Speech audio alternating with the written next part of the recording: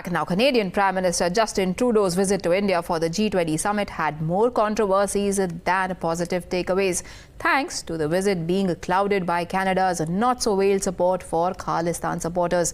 But in what could sully the relations even further between the two countries, just hours after the pull-aside meeting, Khalistanis got a free run in Canada yet again. Secessionist group Sikhs For Justice arranged a Khalistan referendum at a Gurdwara in Canada's British Columbian.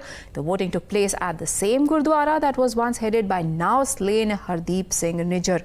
The provocation does not end there. The SFJ has also announced another round of referendum on the 29th of October. The development comes after the Canadian Prime Minister appeared to sidestep the issue for Khalistan in Canada. Yesterday, when Prime Minister Narendra Modi had a one-on-one pull-aside with his Canadian counterpart Justin Trudeau, one of the biggest elephants in the room that was addressed was the Khalistani supporters' activities on Canadian soil, where India had unequivocally made it clear that there are legitimate concerns about anti-India activities happening in Canada and that that country should also be equally worried about it. And even less than 24 hours after that interaction happened, Rishabh, we see another repeat of the same.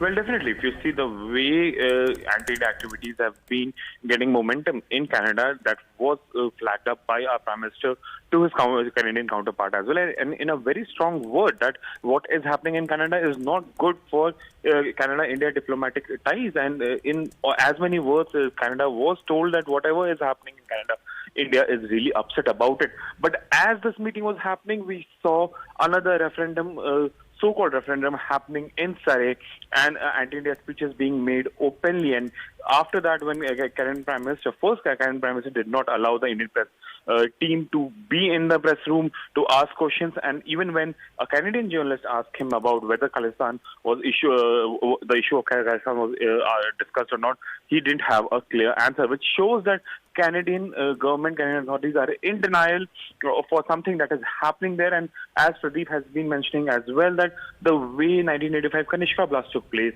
the aircraft which was blown up by explosive by Khalistani forces, the way Canada has also burned the burn of Khalistan forces, why is Canada not taking certain actions? Be it UK, be it Australia, they have come up with strict actions in Australia. Even the whole trial has begun against people who were involved in anti-India activities and vandalism. But in Canada, day after day, we just see anti-India activities, and the government is playing blind to the same.